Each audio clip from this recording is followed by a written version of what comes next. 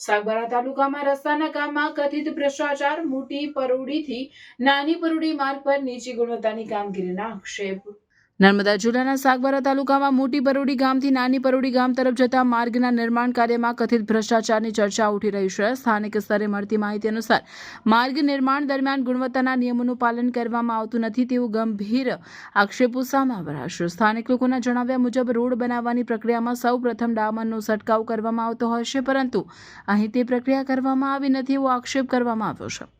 ઉપરાંત રસ્તા પર પાથરવામાં આવતું મટીરીયલ પણ યોગ્ય જાડાઈ મુજબ ન હોવાનું દ્રશ્યોમાં સ્પષ્ટ જોવા મળી રહ્યું છે. આ સમગ્ર મામલે સાગબારા તાલુકાના તાલુકા વિકાસ અધિકારી તેમજ સંબંધિત એસઓ અધિકારીની કામગીરી પર પણ સવાલો ઊભા થઈ રહ્યા છે.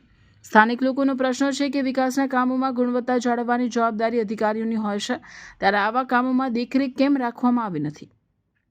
સ્થાનિક સ્તરે મળતી માહિતી મુજબ જો આ મામલે તાલુકા વિકાસ અધિકારી દ્વારા યોગ્ય તપાસ અને કાર્યવાહી કરવામાં નહીં આવે તો તહેલકા ન્યૂઝના તંત્ર દ્વારા માહિતી અધિકાર કાયદા હેઠળ માહિતી મેળવી સમગ્ર મામલાની તપાસ હાથ ધરવામાં આવશે. જો તપાસ દરમિયાન માર્ગ નિર્માણમાં ખરેખર ભ્રષ્ટાચાર અથવા અનિયમિતતા સામે આવશે તો આ બાબત રાજ્ય સરકાર સુધી પહોંચાડવામાં આવશે અને સંબંધિત કોન્ટ્રાક્ટર તથા એજન્સી સામે કડક કાર્યવાહી કરવાની માંગ ઉઠશે.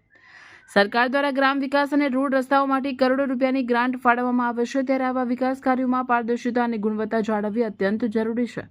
પરંતુ હાલ મોટી પરોડી નાની પરોડી માર્ગની કામગીરીને લઈને ઊભા થયેલા પ્રશ્નો વિકાસના કામોની ગુણવત્તા અંગે ચિંતા ઊભી કરી રહ્યા છે અને સ્થાનિક ચૂંટાયેલા પ્રતિનિધિઓ ઊંઘમાં હોય તેવું લાગી રહ્યું છે. હવે જોવાનું રહ્યું કે આ મામલે જવાબદાર અધિકારીઓ દ્વારા શું કાર્યવાહી કરવામાં આવશે.